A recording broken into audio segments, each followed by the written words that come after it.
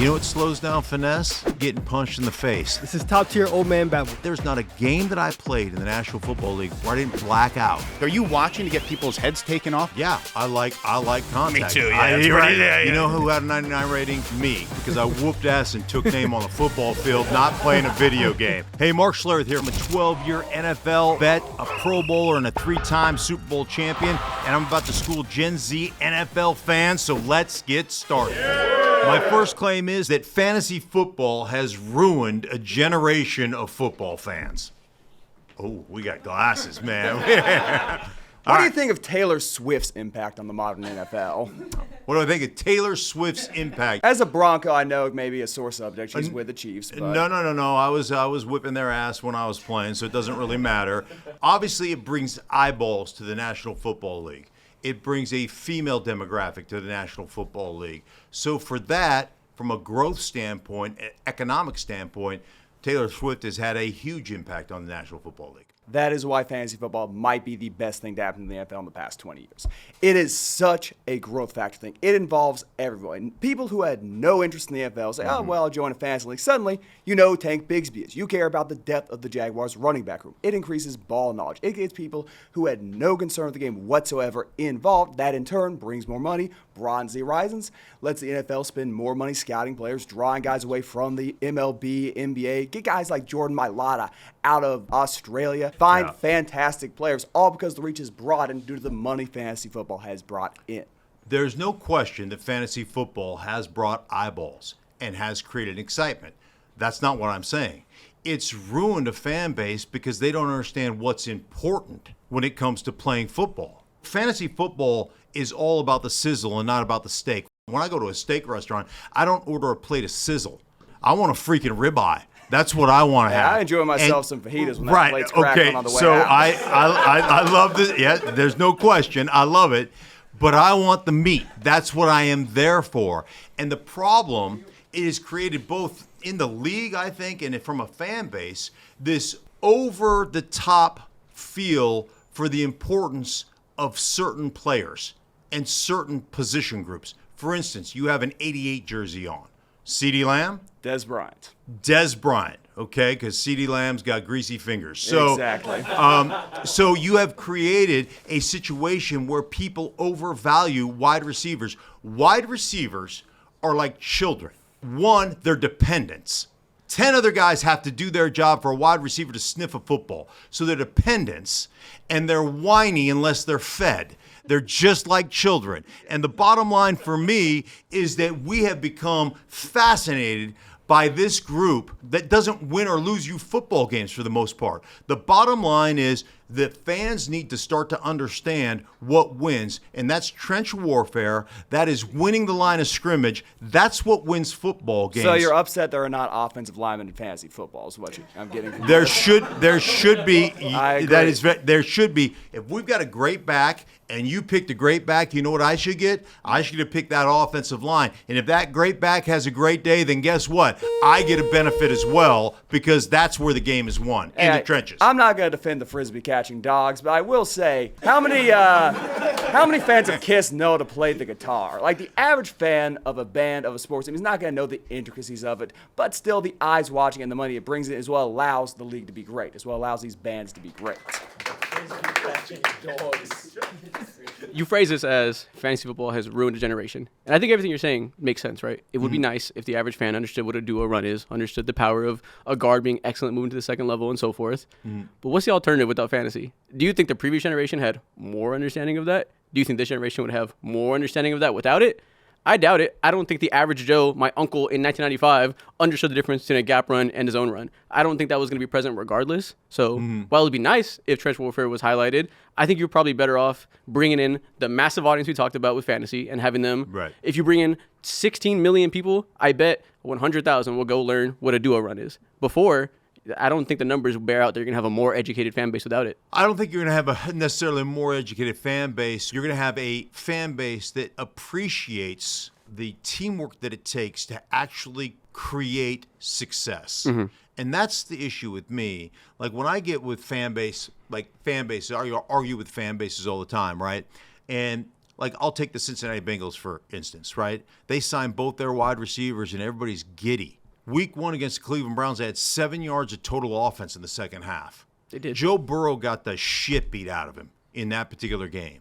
Those are the things that bother me. Like, you get arguments with a fan base of this generation that values those guys, to me, like I said, more dependent players, then I think they get too much credit. And those are the things that bother me. Like, as a kid growing up, I want to know how the game worked. And obviously I played the game, right? And I was a fan of the game. But I think we have created a less educated group of people in general. And the other thing I don't like about fantasy is if you really are, I'm assuming you're a Chargers fan? Yes. God bless you. So when your team is playing and you're playing against a team where you have a receiver from that team, like, are you rooting for the Chargers or are you rooting for your fantasy team? Like that, as a player, that bothers the shit out of me. That you were like, you're a Chargers fan, and yet you're playing the Broncos, and you have Cortland Sutton, and you're rooting for Cortland Sutton to put up yardage and TDs, and those things bother me as a purist, as a football guy. Yeah, all that makes sense. But I think in general, no matter what the avenue was that brings in a mass audience, there will always be a big bucket of them that come in and are entry-level fans that come in for the most casual aspect. Like you said, they want to watch receiver, catch touchdown. Ooh, it's fun. But there will also always be a funnel towards more education from that group. That element exists regardless. Whether or not the largest pool is coming from watching on Fox or watching on your phone following stats, there are always be people that go to that. Like you mentioned the offensive linemen and stuff. I guarantee you, people who have a dynasty football league in which they have Chase Brown on it, they are well aware of Dylan Fairchild being drafted to that team and how much they pray to God it will make their run blocking better. Like, there is dedicated fantasy fans that know all about the offensive linemen, know all about the coordinators that come in and the impact of that. Everybody is well aware that it's good for Travis Etienne that Leon Cohen came in because he made Bucky Irving good. Like, there is dedicated levels of fans that understand all these things, just like there is people that don't know shit about any of these things. That's going to happen regardless. Yeah. Fantasy football has done so much for the game. I love what you just said there about how, listen, I'm a big New York guy, big Giants and Jets guy. Support them both because they both are going to lose. So if I put their wins together, maybe it'll end up being enough for a winning team. But last week, Pittsburgh, I had Pittsburgh's defense in my football, and I was fine. I was rooting for Pittsburgh to win that game so I could get defense points. I agree with that point 100%. But you got to look at how the game has expanded since fantasy football. It has gotten on people's phones. It's in their pocket now. It's unbelievable. You look at the last 10, 11 years are the most viewed Super Bowls of all time. The last 3 Super Bowls consecutively, growth, increasing. Last one had 127 million on Fox, most viewed of all time.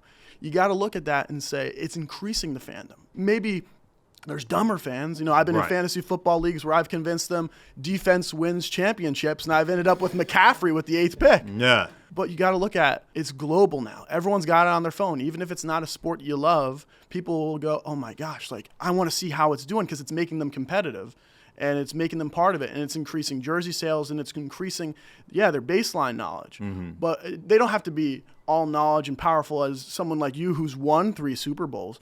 A fan is anyone who buys a ticket to a game, or anyone who shows up, or anyone who appreciates the fun aspect of rooting for something. That's what sports is, rooting for something. Yeah, absolutely. And I'm 100% with you on the growth of the league based on fantasy football. That's 100%. There's factual. That part I get. That's the way that this operates. And fantasy football has brought eyeballs and has brought one of the things I love about fantasy football, and I say it all the time, man, it brings people together. Yeah. Football, family, fantasy, food, give me any F. They all work, right? Because it brings people together. And if you bring people together, you know what? You should be able to not only, I always say I'm a gracious loser, but when it comes to winning, I'm a dick. And you know what? And I'm just going to be that way because that's the way I am. My point about fantasy football has always been like the game now mimics fantasy. And that bothers me as a purist. So the NFL has changed its rules, right, to benefit the offense. It's always the fantasy numbers. It's always throwing the football. And it's been really interesting watching the league basically go back to the run game. But if you look at the rules that they've put in place to allow for players like that to have more flashier stats, if those players are getting hurt, nobody's going to the games as much. The ticket prices are going to go a lot down. People are going to stop showing up if their favorite quarterback or wide receiver is hurt. They're going to not show up to the games, and people's salaries are going to be a lot lower in the NFL, and it's not going to have the growth. So without that growth, without that flash, they wouldn't have the amount of talent that they're having today. Yeah, I'm 100% with you on people go to watch quarterbacks and people go to watch wide receivers, and that's why people are stupid, because that's not where the game is played. For my next claim, as long as Jerry Jones owns the Dallas Cowboys, they will never win a championship. I agree with you. There you go. Okay. Facts. All right, for my next claim, the offensive line is the most skilled position in football. For me, the better operative word would be the most undervalued position in football, because I think we've seen fans fall victim to it. We talked about fantasy earlier, how they don't truly appreciate the offensive line. We see some general managers fall victim to it. Joe Shane and the Giants, they rely on Andrew Thomas, who is an elite player, to make their offensive line at least average when it's a unit of 5, and it just hasn't worked out for them. So for me, that'd be the better word. And I think also the average fan doesn't understand how skilled players have to be to play each position at the highest level. Because I personally have had the opportunity to watch Ricky Proehl train some wide receivers who played in the NFL. I'm sure you know him, played with the Rams, played with for 17 years. Yeah, I know Ricky. And the pace at which receivers have to digest things, the pace at which they need to understand the offense, how hard they have to run every single route, I think that average fans don't understand. And then quarterback, I ultimately think, is the hardest and most skilled position, because they have to know what everyone's doing. They have to be able to throw the ball 30 yards down the field. They have to operate the offense. So for me, the word would just be changed to most undervalued and underappreciated versus like most skilled. It's the most skilled, and I'll tell you exactly. I'll tell you exactly why you're wrong. Okay. There is no question that the worst athletes collectively on a football field are offensive line. Would you agree with that? They're a different type of athlete. Are they the worst athletes collectively as a group on a football field? When it comes to sprinting down the field, I'd agree, but I think there's power and strength, and the size is a different type of athlete compared to a receiver or quarterback. I'm just letting you know that the worst athletes in the National Football League collectively are offensive linemen. There's no question. You can't argue that, okay? We see some crazy broad jumps from them these days. Okay. They're explosive. So name one other position in any sport where the worst athlete is expected to line up against a better athlete and win 100% of the battles. Well, they don't always win 100% of the battles. You're expected to. So if I play against you and you're an exceptional defensive lineman, unfortunately, and not. I give but if I don't win 65 out of 65 reps, if you get one sack, you go to the Pro Bowl, and I'm the piece of shit who gave up a sack. So it is exponentially harder to play offensive line than any other position. We are the last. Like, I always think about this now. I've watched a corner transition to safety. I've watched a safety transition to linebacker. I've watched a linebacker put his hand in the dirt, transition to D-end, a D-end transition to defensive tackle, and a defensive tackle transition to offensive line. The transition from offensive line is fan. You can't go anywhere else. It's the last rung on the ladder.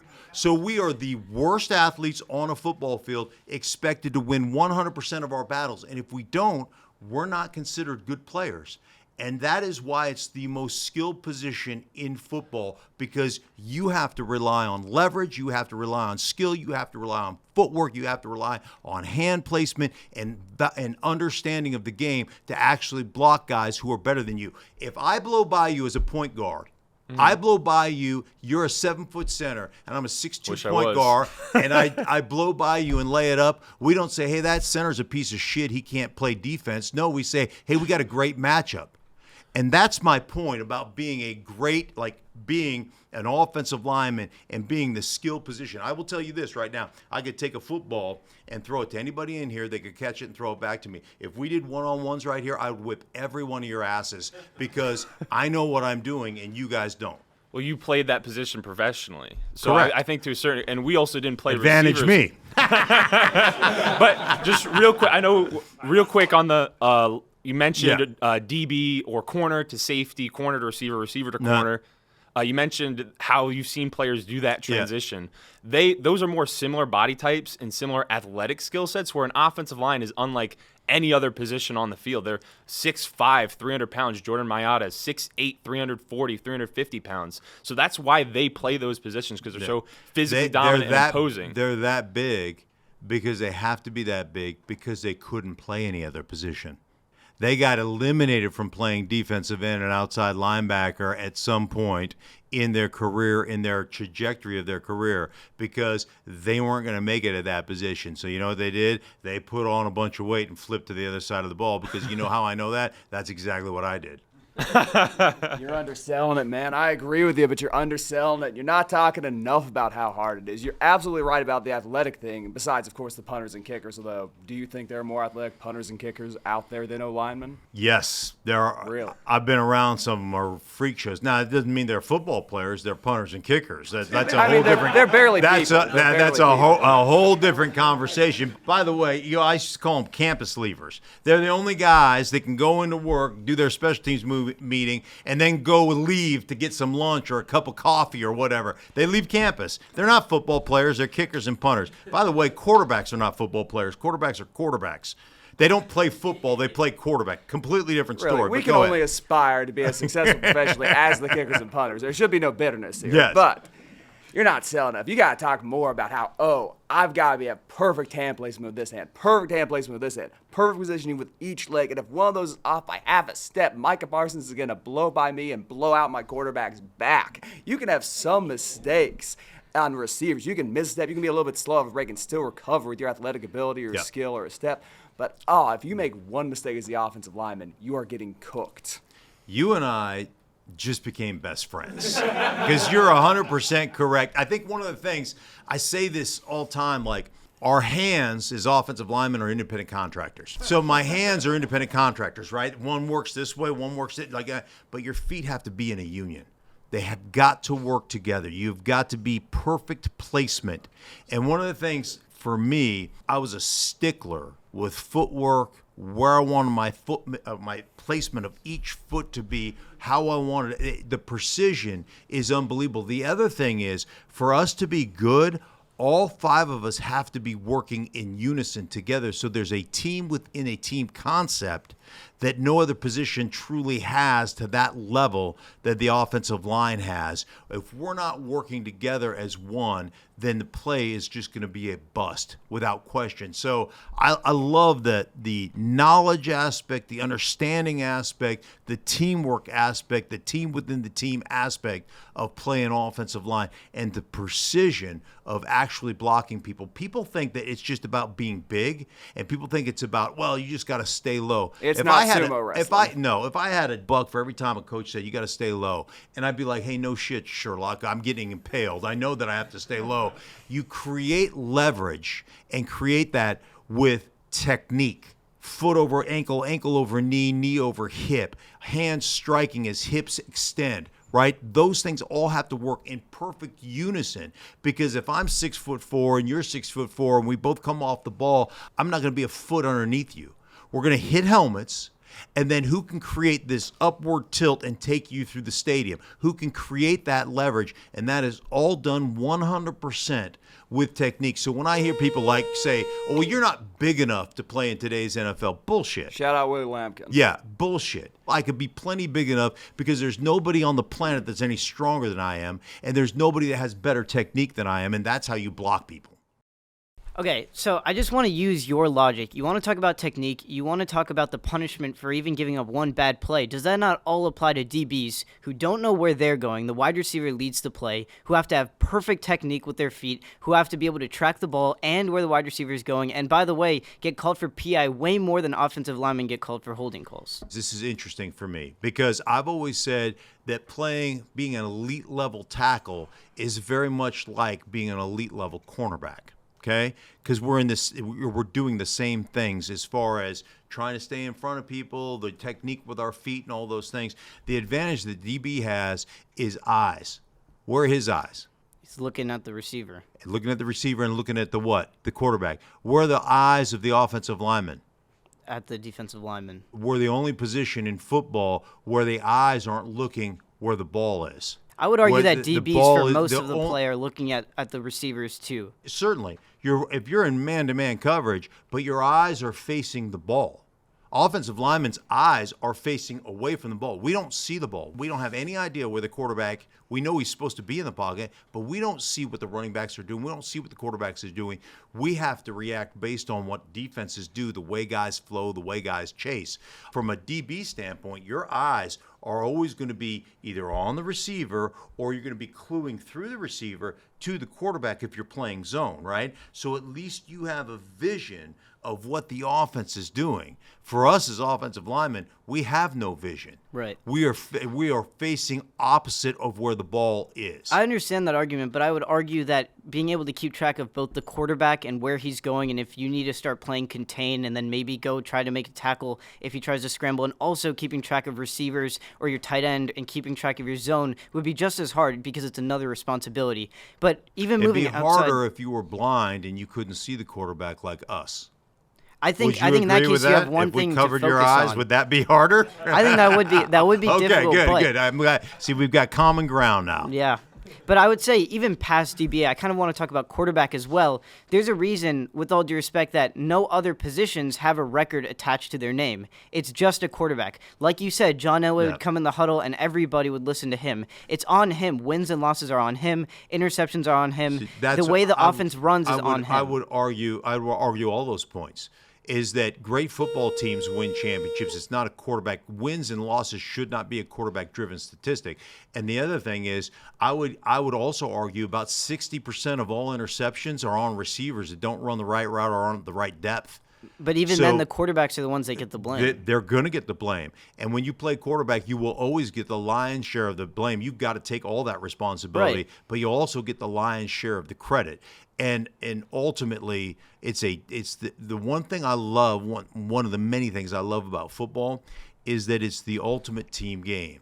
And I can't be good at doing my job if you're not good beside me. I could be great offensive lineman. If the quarterback ain't worth a crap, we're not going to win. If we can't run the ball, we're probably going to lose. If the receivers can't catch. So I love the team aspect of the way the game is played. Yeah. No, that makes sense. I just want to talk about, again, the claim of most skilled. I believe that the more responsibilities that you have, and obviously I have never played even collegiate football, let alone being in the trenches in the NFL, but I would say that the more responsibilities you have, the harder it is to keep track of them, and then when you have the responsibility that DBs have or quarterbacks have, and you have the brunt of the blame when a wide receiver gets one touchdown, one deep touchdown where you get beat or you get burnt or you slip on the field, and you're the person that lost the team the game, or even if you're the quarterback and you get the blame for your wide receiver running a bad route or running the wrong route, right? And the fans never know that. I would say that would make it more difficult, and you have to be more skilled to overcome that than an offensive lineman who really has the job of just protecting the quarterback and focusing on where the defensive lineman is going and blocking him from going there. Obviously, it has a lot more to do with just the defensive lineman that you're blocking against. But as far as being skilled, your skills have got to be so on point as an offensive lineman because you're not going to make up for a misstep with athleticism. Great cornerbacks can get beat and make up for that because they're unbelievably gifted athletes. We see it all the time. Guys get burnt, guys get stacked on a route, and all of a sudden they've got the ability to track the ball, run down, and tip it, or get between the receiver's I think hands. receivers are also athletic enough to continue with that leverage that they've But they're gained. like athletes. Receivers and DBs are like athletes. Offensive linemen and pass rushers and defensive, they're not like athletes. They're size and strength-wise, but athleticism, they pale in comparison to those guys they play against. Right. Okay. My next claim is John Elway was better than any modern-day quarterback At what? at playing quarterback. What defines a quarterback? So he's better than Patrick Mahomes. At what element of football? At every element of football. Okay, don't be so specific there, pal. I mean, what are we talking about? I said that he is a better quarterback than any quarterback in today's game.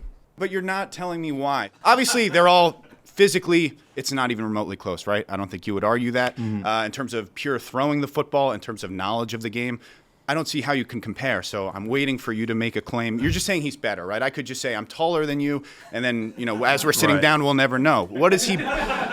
What does he do better than Patrick Mahomes? Well, the way the game is played today, the game of playing quarterback or the position of quarterback has been made exponentially easier than it was in Elway's day. One, all the quarterbacks are protected. You're not allowed to hit them. You're not allowed to touch them in the head. You're not allowed to hit them below the knees. You're not allowed to do anything. The other part of the game today is there is so much quick game. Out on the edges, 3-step drops. There are very few, if any, 7-step drops, deep throws in today's game. It's completely different. Have you than it watched used to be. Mahomes throw that thing deep? I mean, it's a thing of beauty. There are some deep balls, and I'll agree with you that the quarterbacks are protected, but that's like when we get into the NBA, talk about fouling back then. So it's not about throwing the ball deep. It's about you throw the ball deep off of a 5-step drop. A 5-step drop without a hitch is where you throw a go ball. I'm talking about the deep digs, the intermediate routes, the things that don't get thrown in today's game as they did. They're still throwing some of it, but the frequency and the level with which you threw it back in the day. Now, from an accuracy standpoint, you're not as accurate because all the rules aren't bent back in those days to What rules are you effectively talking make about the other than offense- protecting the quarterback? What rule when he's throwing a dig right in between? I mean, we watched the highlights, right? He can make every okay, single what throw. rule? What You- other than protecting the quarterback? Okay, I mean, Josh Allen wouldn't need protection back then. He'd probably be playing D end. You'd have to block him. Have you seen the size of the guy? Right. Defenseless receivers. There was a time in the league where you didn't throw to a single high safety down the middle because it was called a medicine ball and he'd get decapitated. And that Mahomes loves those, by the way. Did you watch it on Friday? He loves those balls. That Sorry. was the way it was. You don't do that anymore. So there's a lot of these throws, and there's less quote unquote danger, and it's all about That's fair. under the Yeah. guise of public safety, 100%. or player safety. Yeah. But it's just a different game in today's game than it was back then. So your claim is based on all hypotheticals, right? If ifs and buts were candies and nuts, we'd all have a wonderful Christmas. Well, I wasn't. You're saying- there was no hypothetical there. So Elway, but you're rules saying, so have- who knows? The rules have changed. Yeah. Right. The rules are easier now, and the way the game is played is so much more east and west than it is north and south. So my in the passing question game. would be, no matter what any modern day NFL quarterback does, they could never beat one of those old guys just because of the new rules. Is that what you're saying? Because that seemed to be the. I'm not saying any old guy. I'm saying I didn't mean any. Elway. So no quarterback in these modern day NFL rules will be able to surpass John Elway in your book. In the modern day rules, probably not. Now, Okay. I would put Brady up there, and I put Montana So- probably ahead of Elway, but I'm saying the quarterbacks that are playing right now in today's game that don't have to worry about getting hit, that don't have to worry about any of those things, it's not the same game. I know Elway's your guy. It Yeah. was quite literally your job to protect him then, and metaphorically your job to do it now. What is John Elway best at in the NFL? At his time, what was he the best at? Throwing the ball, running the ball, leading an offense? You tell me. Being in the huddle, and I think Mahomes has this, obviously he has this, walking into the huddle and having just exuding confidence and knowing, regardless of what the situation is, we've got an opportunity to win. And I think Mahomes is probably the best in the business at that right now. You give Mahomes the ball last and you lose. That's pretty much the way it works, right? Elway had that in a different era, in a different time, and obviously he had unbelievable skill set when it came to his movement skills and his ability just to rip it. And so those are the things that I think made Elway so great. Different era, completion percentage was completely different, but the offenses, the way we pushed the ball down the field at those times, it was just different. It's completely different than it is today. Absolutely. So I think you can attribute that to the way that coaches that have come from college and installed a little bit simpler offenses into NFL's programs, especially younger OCs and younger head coaches today that are running their offenses. I want to take a look at the quarterbacks that have spanned a longer time and have seen those real rule changes in real time. You talk about Tom Brady, but I want to talk about Aaron Rodgers. I want to talk about Drew Brees. I want to talk about Peyton Manning. I want to talk about some of the guys that are considered the greatest of all time, up there with your Elways or your Marinos or your Aikmans. They saw those rule changes in real time and continue to succeed at a very high clip. The way that they were protected Probably higher currently. clip later in their careers That's why guys are playing until they're 42, 43 years old, because those guys right now, you don't hit your prime until you're 35. When you were 35 in my day, you had the shit kicked out of you. Absolutely. All those years, because there weren't those protection rules. So you see guys like Brady winning a Super Bowl at 42 years old. You see guys like Aaron Rodgers continue to play at 41 years old. You see guys pressing their 40s and playing at a very high level because it doesn't wear you out like it used to. It doesn't beat you down like it used to. You are healthier over time, and the game is different. Like getting the ball out in today's game, there is so much underneath, so much to the sideline, so much straight out the quick passing gun, game no drops, that- 3 drops, that RPOs in- for in sure. But I think In Elway's day, bubble screens didn't exist. There was no such thing as a bubble screen. So in today's game, you walk out of the locker room and you should be at least 12 for 12 on just the simple shit that in the we same do in the as an same way that the offense. offenses have evolved in regard to game planning, defenses have evolved in regard to athleticism. The defensive ends that were chasing John Elway back then are not Myles Garrett today, are not Micah Parsons today. The defenses that are far more athletic. I know you were blocking them. I know you were. No. But if you see the freaks that are, wide receiver shaped, but just as strong as offensive tackles, I don't know. I think there's a big I played point against to Reggie that. White. I played against Warren Sapp. I played against Lawrence Taylor. 100%. I'll put any of those guys up against any of today's players right now as we speak. 100%. And But the more physical guys- attributes of an Elway as a runner don't stack up to Lamar Jackson's. Elway as a nobody thrower don't stacks- jack up nobody to Pat stacks up Mahomes. to Lamar But you're- Jackson because right, exactly. Lamar Jackson is playing varsity. Everybody else in the NFL in today's game is playing JV. It doesn't that Lamar is a freak show. So that's your claim. Elway is better quarterback than every quarterback in the league today, but you just gave me away that Lamar is better than everyone at what he's doing, in addition to winning MVP, in addition to being in I said Super Bowl Lamar is a contention. better athlete than anybody playing quarterback right now. That does Right. not make you athletic. Okay, so let me just say this, that football is easy for football players. It's really hard for most athletes. Yep. Most athletes can't play this game. It's a different deal. 100%. Lamar happens to be an exceptional athlete who's an exceptional football player. There is no question. Sure. But he does play in a league where it's just different. So in Lamar's time, if Lamar played in my time and you started running the ball like that, eventually, you know what? There's going to be some frontier justice involved in the game. It's just Well, a you'd have different to game. catch him first. That part is true. That part is true. There's a reason that NBA fans don't say that Wilt Chamberlain was a better player than LeBron James, because the rules have changed, the people that have played have changed, but just because the rules have changed doesn't mean that people are less skilled. So when we look at Mahomes, I think that we can agree that the tangibles are just better than they ever were with Elway. He has a better arm, he can run the ball, and he has a big body, right? He's big framed. So I think he wins on the tangibles. Then you got to go to the intangibles. You talk about leadership, but you just admitted that Mahomes has just as good leadership as Elway did, right? Mahomes was able to take a team that was down by 10 or more points in every single game to a Super Bowl win over the 49ers. He's able to go to 5 out of the last 6 Super Bowls. He's never not made the AFC Championship. So I don't think that I'm understanding really your argument other than the rules. What actually makes John Elway a better quarterback than Patrick Mahomes? So, one, you talked about the tangibles. Elway is 6'3". He was 225 pounds.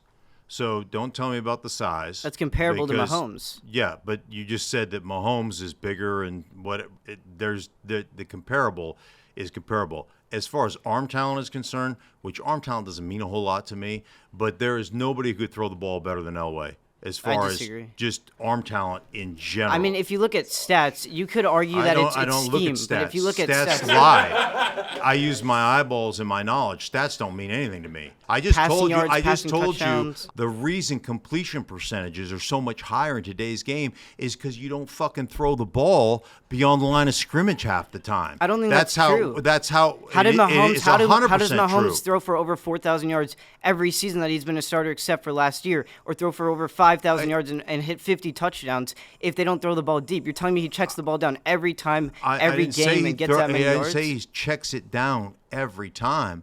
I'm just saying that there is so much underneath stuff that is thrown in today's game. I told you, bubble screens didn't exist until I was almost out of the league in 2000. They started in 1998.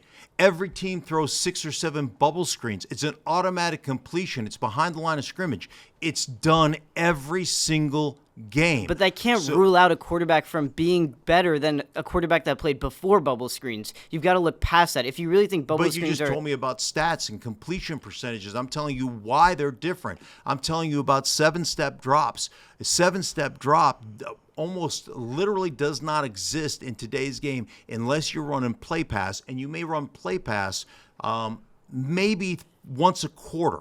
And a play pass is a 2-man route, essentially. A back may leak out late. It's a 2-man route with a 7 to 8-man protection. That's what it is. That's the only time they run 7-step drops in today's game. In my generation, we ran them every third play. It's just the way. It's just completely different. Yeah, I won't argue that the game has changed, that the plays that are run have changed, but defenses have also adapted. So bubble screens don't go for 20 yards or 10 yards consistently every play, right? They still have to run play actions. They still have to run 3 or 5-step drops, still have to throw the ball downfield. There's a reason why Justin Jefferson and Tyreek Hill and Jamar Chase and CeeDee Lamb are great players, and it's not because they catch bubble screens. It's because they have those deep touchdowns, because they're really good at running slants. They're good at getting open. And I think another reason why there's not those 7-step drops is because Mahomes is able to take those 3-step drops. He's able to get his receivers down the field and then hit them with pinpoint accuracy to a level that no quarterback in NFL history, or at least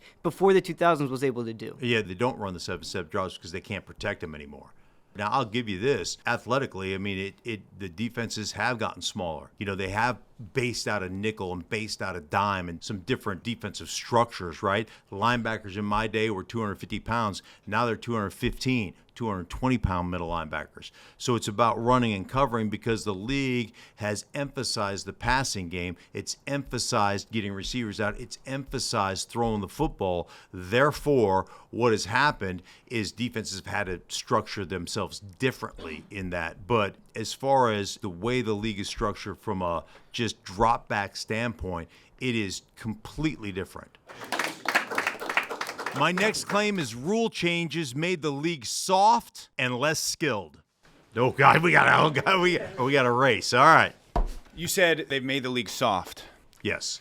What does that mean? So the league is now soft now. Are you saying the players are soft? Players are softer than they used to be. The league is softer than they used to be. Yes. Well, soft and softer than they used to be are different things, right? But why does that matter? Like, don't you love watching Ben Johnson versus Brian Flores trying to figure each other out on Monday night? Isn't that why you're watching football? Like, are you watching to get people's heads taken off? I don't get it. Yeah, I like contact. Me too. Yeah, you're right. Let's be honest. Let's be honest. What are we talking about? 2010, you look at like the hardest hit compilation before. Right. Don't you want to see it? Yeah, a little bit. Right. Yeah. I want to see skilled football, and I want to see. I want to see physical football, and I want to make sure that when you're watching this game, you're like, those dudes are twisted, and I love that. Now I love that aspect of it. You don't think these guys are twisted, man? Oh, there's no question that they're twisted, but there used to be a certain penalty for going over the middle of the football field. But I don't understand. So that's changed, right? If we want to watch people get separated from consciousness,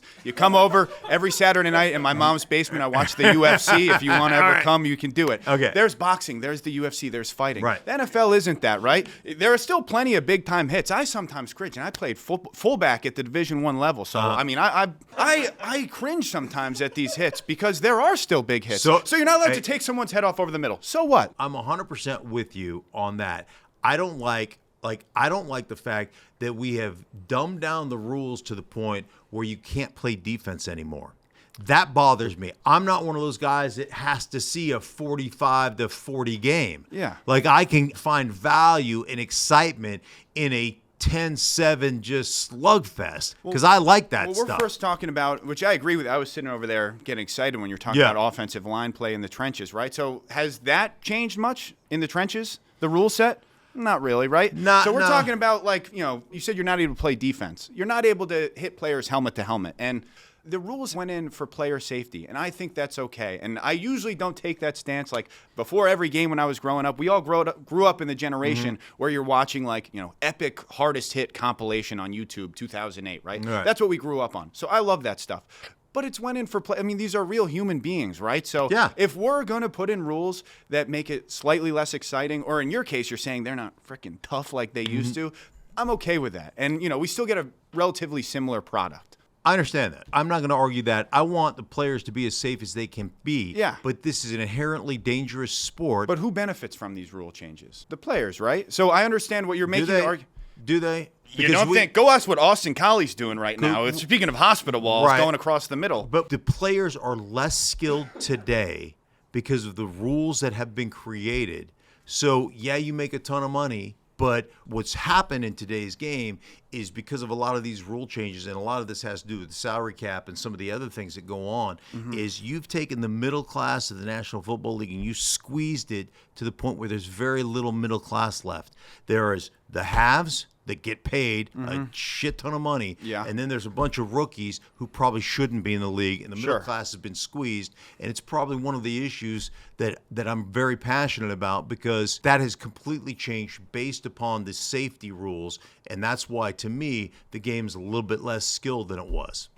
I'm not gonna lie, this is top tier old man babble. I do think that to say that the game has gotten softer and less skilled it's an oxymoron, because if you're playing back then, right, and everything is super, super tough, you have to be super strong, that's fine. As the rules have changed, now you have to actually be skilled to be successful instead of just being able to take a million hits over and over again. And so if you're sitting here and you're trying to advocate, like, yes, we should have those very, very debilitating hits, I don't know how we can look at those hits and look at some of the products of where people are at right now and say that is a positive thing. That's not what I'm saying. Most of the guys that I played with, many of the guys that I played with, got their bells rung multiple times.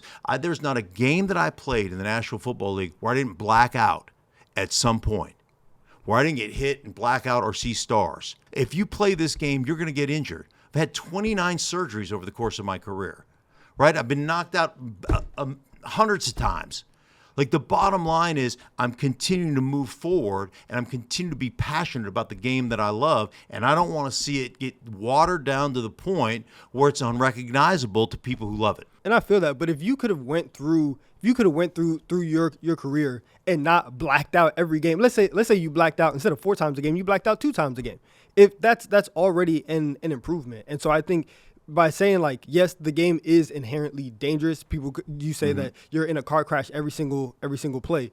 If you have that on top of all of the other stuff that people deal with, if you can minimize some of the car crashiness and then still set people up, there's that. And then overall, I agree with the safety aspect. I want it to be as safe as it can be. It's inherently dangerous, and it's not safe. So let's not pretend that we're going to make it safe. Let's not pretend that it's going to get safe. I understand that, but I do think that if you can take steps to do it, then to a certain point, then you should do that. Right. Hold on. To a certain point. To a certain point. I understand that. Football. But also, when I first came up here, I also said it's top tier old man babble, because every generation feels the same way about the people that are coming after them. They're going to look at them. They're going to say that they're soft. They're going to say that the way that they're doing things is the wrong way, that they've changed things to where it's unrecognizable. The way we play football now, the way you played football in your time, is completely different than how Jim Brown was playing football. And I don't think that Jim Brown was looking at you and saying, this is unrecognizable, this is terrible football. Everything always evolves. And so to say that today is so different, and just because it's different that it's worse, I think that that's wrong. Yeah, no, I agree with you. I don't think that it's worse per se. I think that it's less skilled than it was. By saying that they're soft and unskilled, that is demeaning of today's league. I said it's made it softer. It has made the league softer. And less skill, which is the meaning of less today. skill. No, it's not demeaning. It's fact. It has nothing to you. It has nothing to do with demeaning. It's just a fact. To you. I mean, I like to you. Right. Being up here and just saying that's fact. That's your opinion. I do think that you can look at receivers, offensive linemen. You can look at everybody who's had the privilege of learning technique over the last 20, 30 years, adding that to their repertoire, and then saying, yeah, you guys have more things in your bag and more skills that you can pull from to become a successful football player. So I don't think that you can say that you are less skilled than what you were in the 90s, 80s, 70s, all that. Let me ask you this.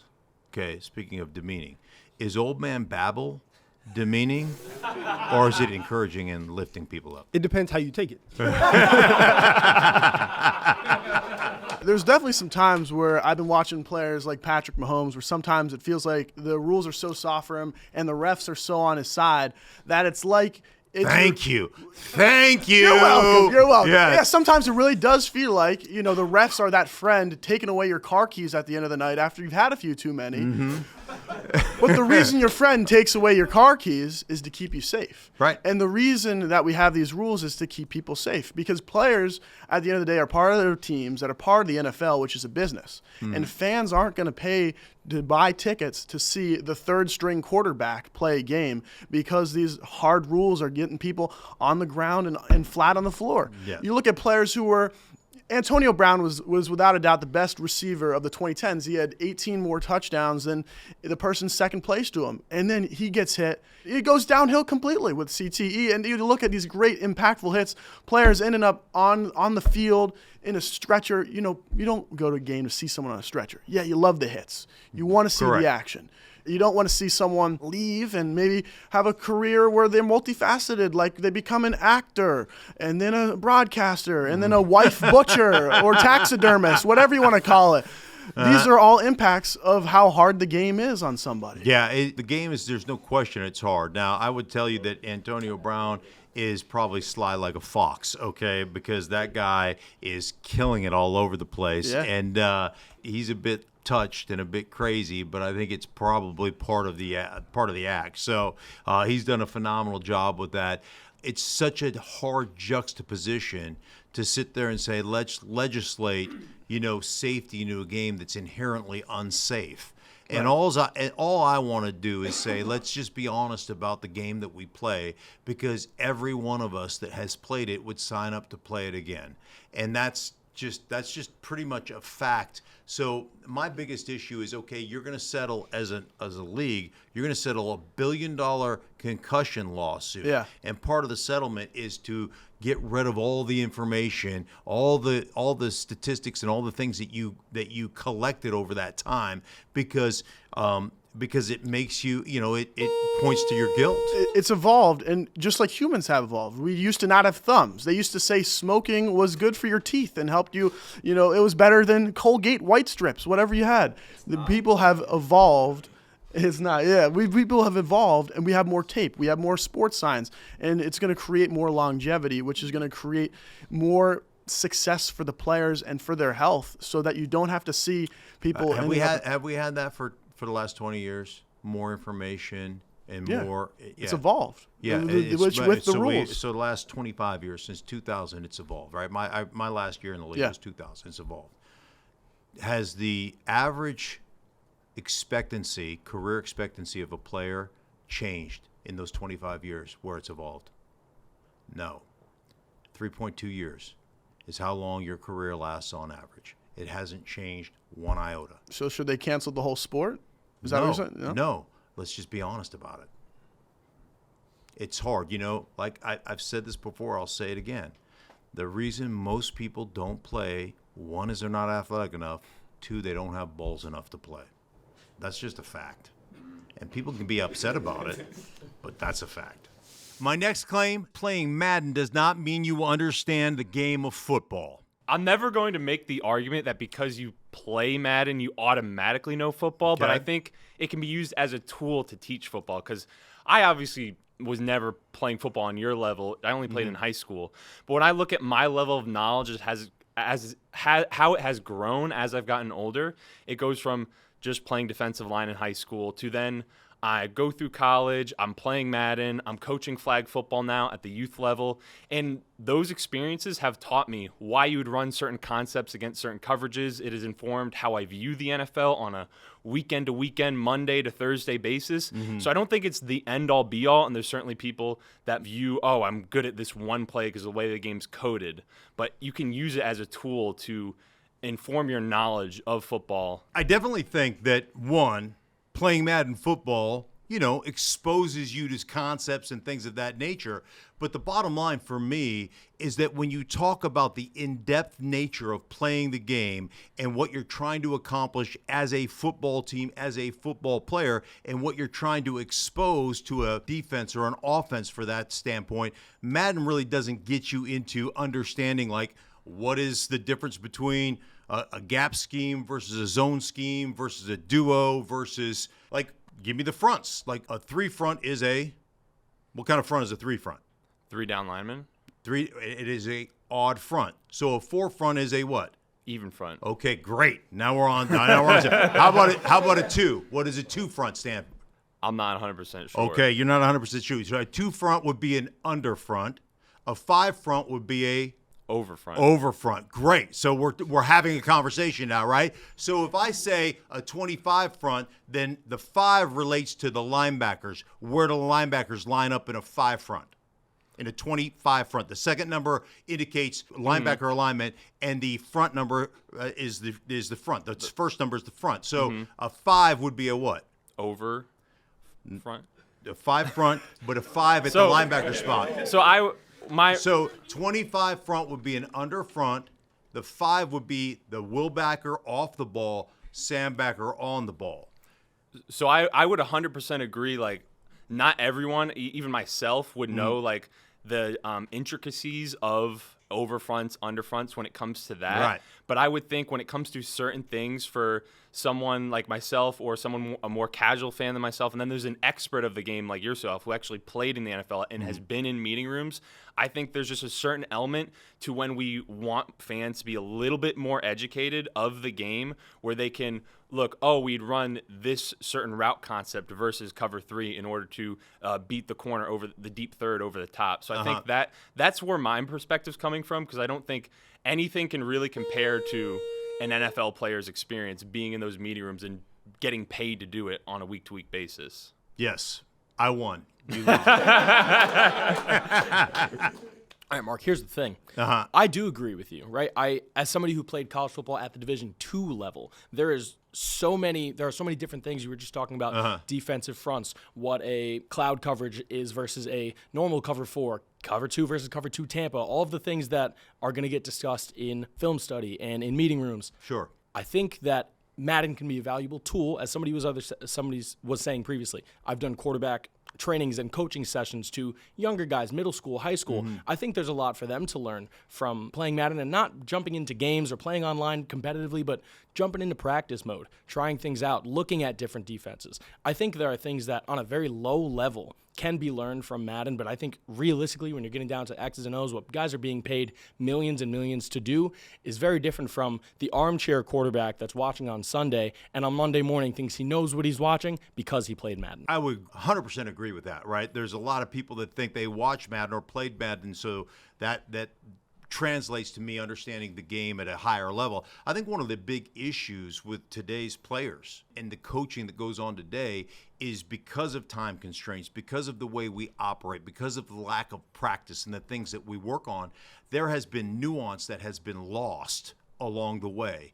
And I think that's one of the biggest issues with the NFL. How do we actually continue to advance the game when some of the nuance is lost? And I'm 100% with you. It's so funny for me, being an NFL analyst, I'm in the locker room every week. Most of the kids that play today don't know that I played. Like, most of them don't. And it's really interesting because, like, for me, I grew up watching the NFL. I fell in love with the NFL as a kid from Alaska, right? So I love the Pittsburgh Steelers. Used to watch them every morning. I thought it was awesome with Terry Bradshaw and Lynn Swann and Stallworth and Franco Harris and, and Mike Webster, the center, was my favorite player growing up, so I'm a little bit twisted. But, it's interesting. I knew the history and all that stuff. Most of the kids that play in today's league, and I'm not saying it's bad, it's just the way it is, most of them don't have a history of the league. Most of them don't know guys that played 5 years ago or 10 years ago. They have no idea because their knowledge of football or their love of football was really born from playing, Madden football, which is it's an incredible statement about what Madden has done culturally in this country. But it's just really interesting to me how it's changed from my generation to the next generation. I think it's important to highlight, though, that the history of the game is so important. There are Maddens across the years, right? Not just your current generation, not just your current year, but there are Madden editions that have historical elements. Basically historical recreations of games that you could jump into. And they have rosters and they have proper depth charts and proper stats from back in the day where kids can learn some of the history of the game. Sure. I know in specifically Madden 09, you have the whole season's worth of like moments to replay. And again, that's not to say that you're going to learn the X's and O's, but there are things that Madden can bring to the table that maybe kids don't know. I know we got a 17-year-old over here that probably has seen more Madden football than real life football. All right, so I'm on your side a little bit, but not totally. Okay. I think Madden football could be used as a great tool to introduce the younger generation to the game of football. I think it should be used to start understanding football from a younger generation, right? So when you're coming up and you're a younger athlete, and if you start playing Madden football, you can start understanding basic concepts to then introduce yourself. You wanted to play, you can start adding those other concepts into your toolbox as well. So I think introduction to the game, I think that's what the tool of Madden can do for a lot of players coming up through the ranks. No question about introduction. Is having a 99 rating, is that a big deal? I think it should in the be. Madden. It should be. Yeah. You know who had a 99 rating? Me. You know why? Because I whooped ass and took name on the football field, not playing a video game. That's what it takes. So, But Madden is based upon the real world too, so they're now understanding some of the players and who is the best in the game, right? They're learning the players, they're learning the concepts. There's a whole introduction to football by way of playing Madden as you get older. So I think that's the big part. And if you see a 99 overall player, that's a fantastic to thing. me, introduction is great. I love the fact that we're introducing a new fan base to Madden. You get more people to involved. Football, to more. Yes, absolutely. But one of the things I always say is, there's two things that eliminate people from playing the game of football, okay? One is athleticism. You either get, like a hand of God reaches down and touches you and says, hey, you're going to be athletic enough to play this. Two is balls. Most people don't have the balls to play in the National Football League because you will get your teeth knocked in. That's the way it works, and you've got to be able to get back up and continue to fight and continue to play. Those are the two things that eliminate most people from playing the National Football League. Yeah, but I think this is a way to get people more involved in the game, right? So you're exposing people at a younger age who love to play video games, right? We're in that type of generation where everything's online. You're playing video games. That is a way to get more kids to play the game, right? And get them introduced to the game of football. See, I don't know it introduces them, but it does. Like when you start at a young I get age. the introduction part, but how many actually transition to actually playing as opposed to just playing the game? But that's also another part. It creates more fandom too, as well, for the game, right? I'm not going to argue that. That 100%. I 100% agree with that. It gives a general idea of what the game is like. So I think that's where the positivity of Madden comes through, because you're getting the general idea and you're getting a more informed fan, right? Like before, if you didn't play football and you were just a casual, you might not know the ins and outs of the game. You might not know a cover two. You might not know different coverages. But now, because of Madden, it has helped educate more people going forward when they started younger. This is where my argument will be. It will introduce you to the term of cover two, but it won't really tell you what the nuance of actually playing a cover two is, right? You'll understand you've heard the term, but if I ask you to describe what a cover two is, a lot of people, even though they play Madden, wouldn't really be able to tell me the nuance of that cover. But at least they're aware of it. My next claim is my 98 Broncos would have beat the brakes off of Patrick Mahomes and the Kansas City Chiefs. I've only been up here one time because most of your claims, obviously, I've respected. Some of them I'm not going to argue against because I think you're completely right. Because they've all been based in your experience and a subjective viewpoint that totally makes sense. This one is based on what I think is completely ignoring how the whole entire world works and how human evolution works, how pattern recognition works. Michael Vick came to the league, Russian quarterback, took the league by storm. Defense has adapted, right? We got Thomas Davis in the league. We got QB spies, kind of became a thing. Wasn't much of an issue. 2012 came around. Read option came in the league. Ran rampant. Defenses changed the fronts. Adapted. Wasn't much of an issue. You do this throughout the entire history of the NFL. Sean McVay comes in. all this motion, all this play action without having a consistent run game, but still using the effects of play action. Defenses adapt. This is a constant cycle, right, where everybody's building off of the generation that came before them and making smarter and smarter schemes. To think that a team from the 1990s that did not witness any of this evolution from smart coach to smart coach to smart coach, and how every defense has gone better, every offense has gone better, building off what came before them, to think they can travel through time and still win despite none of that generational info, to me is crazy. Okay, first off, you mentioned Sean McVay. Yes. Sean McVay always talks about his offense, and I've sat with him like you and I are sitting right now on multiple occasions, the illusion of complexity, the illusion of spread. Sean McVay's offense all these years have been a power run game out of a 3 wide receiver set. For sure. They are a physical run first football team. That's what they have been. So you mentioned the evolution. Where did it start?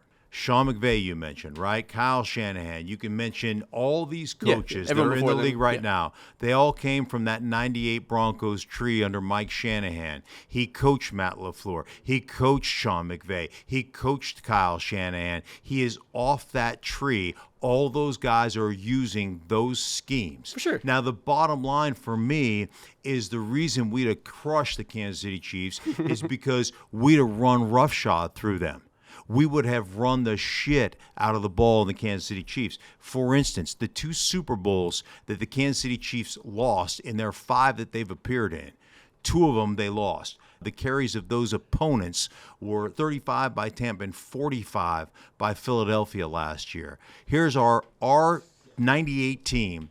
Ran the ball on average 34 times a game, and our playoff run against Miami, against the Jets, and then the Super Bowl against Atlanta, we went 38 carries, 36 carries. We'd have physically wore their ass out, and while we're wearing their ass out and completely dominating time of possession, you know where Patrick Mahomes would have been? Don't want to touch on Tyreek Hill.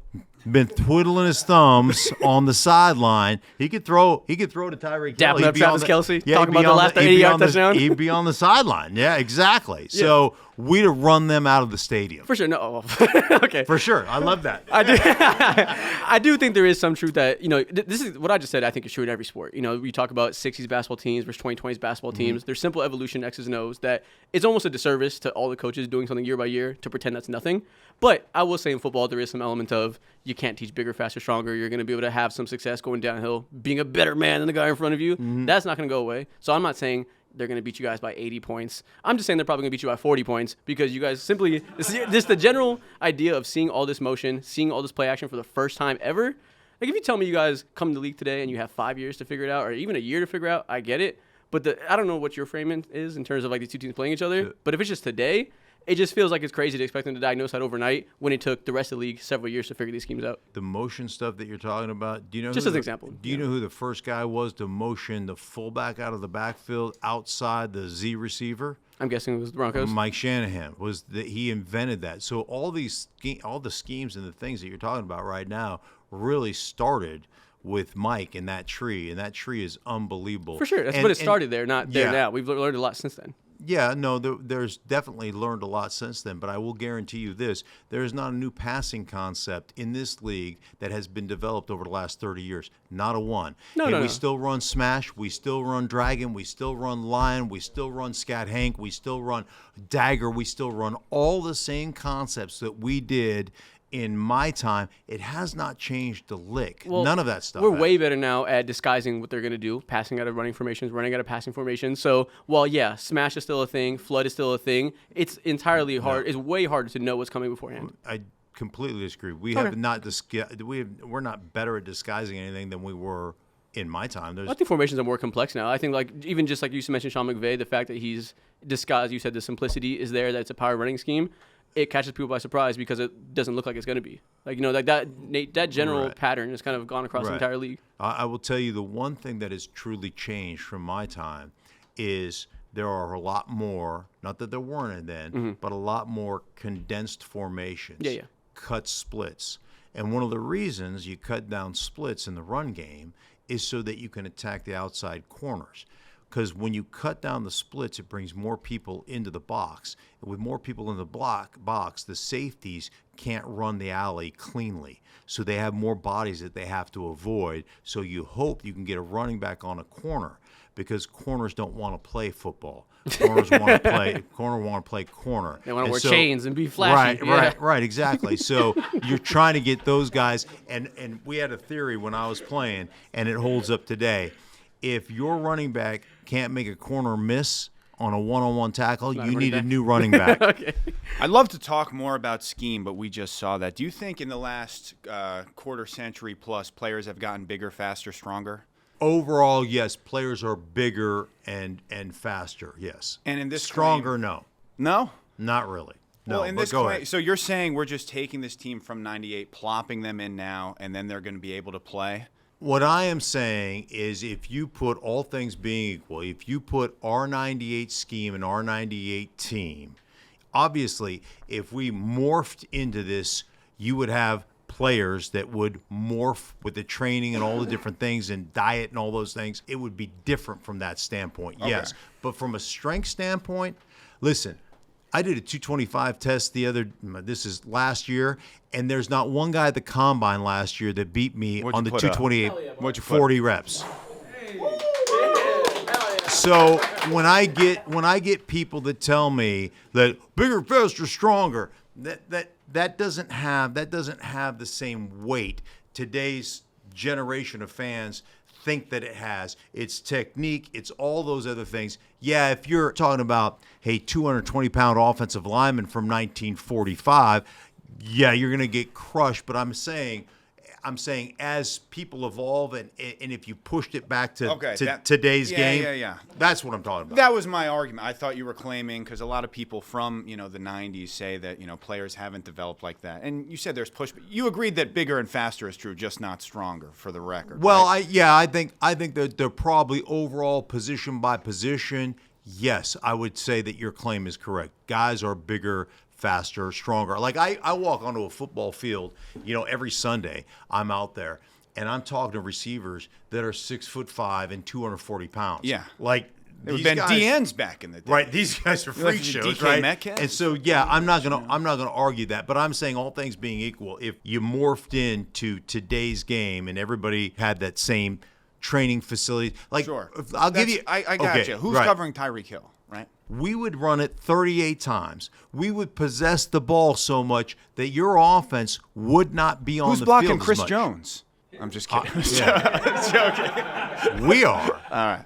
So I'm going to challenge the whole premise of great. the claim, because I think it's hard to compare eras, right? You said the game's evolved. Yeah, it's almost impossible to compare eras. So I'm putting both teams kind of in the same era. If they were equal. But you can't do that. You can't put them in the same era. I just did. You can't. But you can't. One play in the 90s, one's for now, right? So, there's more finesse in the game. There's more RPOs in today's game, right, than back then. So it would be more difficult for a defense back in the 90s to understand what's going on today, right?